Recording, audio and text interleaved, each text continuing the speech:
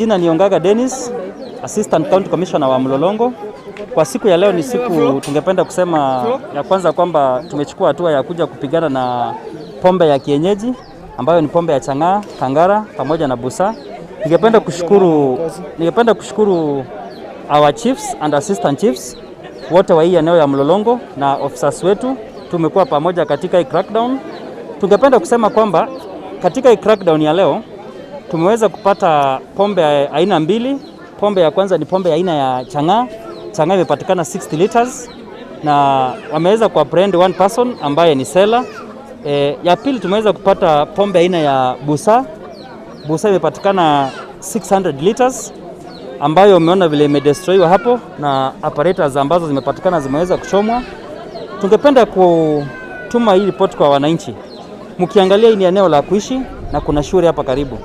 Tungependa kuhimiza wananchi kwamba tafadhali msikubali pombe ya kienyeji ingie katika jamii yetu because inaweza leta madhara mbaya ya kuharibu environment na watoto wetu. Jambo la pili ni kupenda kuhimiza wananchi kwamba mnapoona uuzaji kama wa pombe katika ile eneo, leta habari kwa officers, na afisa wanapopata hii habari wanaweza chukua hatua ili tuweze kupigana na hii pombe katika eneo letu la Mlolongo.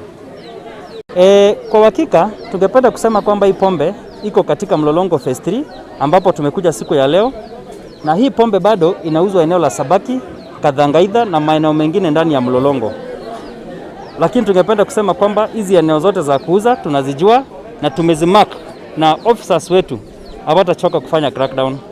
Kitu naweza sema Mlolongo, mambo ya pombe imezidi, imepita kiasi, kwa sababu unapata hizi pombe ambayo vijana wanakunywa sio pombe mzuri, ni pombe ambayo inaharibu maisha yao na inaharibu pia afya yao. Sasa tulikuwa naomba serikali hizi mapombe ipigwe marufuku.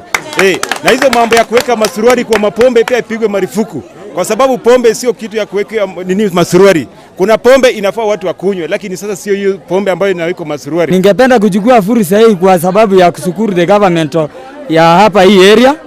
The area chief ningependa kumshukuru kwa ile kazi amefanya, kwa sababu sisi wenyewe ile kitu tumesutia na macho yetu ni kitu ya aibu sana, kwamba watu wanakunywa busa na kuna zile nguo ndogo zinawekwa huko chini.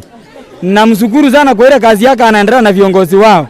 Lakini mimi kama mkaaji wa hapa Phase 3, ile kitu ningependa kuomba chief wetu, hii kazi iendelee namna hiyo. Ninaona msichana mwenye tunakunywanga pombe hapa mpaka hata nimejiuliza kwani yeye anapikanga hii pombe yote na masuruali? Hata mimi nimekasirika. So ningependa kuomba chief, make sure those people wenye wanatuwekea masuruali kwa hizo mapombe wachukuliwe hatua.